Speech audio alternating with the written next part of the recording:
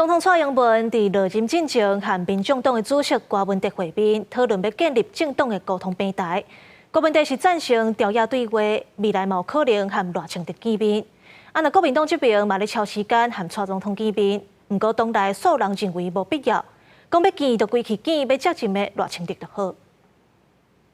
替盆栽最近翕相，民众党主席郭文哲加总统蔡英文则是一个总统府见面。两人最近食牛肉面，谈了2点外钟，就建立政党沟通平台、强化社会安全网等重要议题进行意见交流。郭文哲讲，这是蔡总统伫咧春节时阵主动敲电话邀请，伊赞成朝野沟通，无什么交案的问题。未来也有可能跟前总统赖清德见面。这样呢，如果有邀约我们当然是可以讨论的。我倒觉得观念是对的啊，至于这是蔡总统提出来嘛，至于是赖副总统在继任之后是不是愿意继续做，这个要问赖副总统啊。蔡总统也希望跟国民党主席朱立伦进行交流。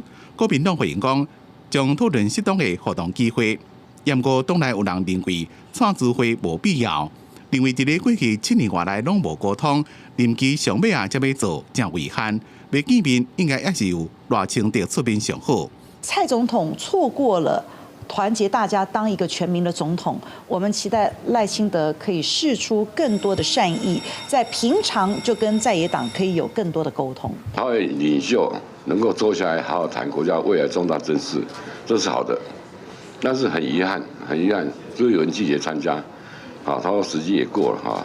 我希望我们党朱主席好好思考一下。民进党认为有政党沟通平台是好代志，蔡总统秀出善意，希望朱立伦主席也个国民党的委员最近促成这件好代志。所以5月20政府要交接，解决朝野的对立，将会是赖政府的挑战之一。记者综合报道。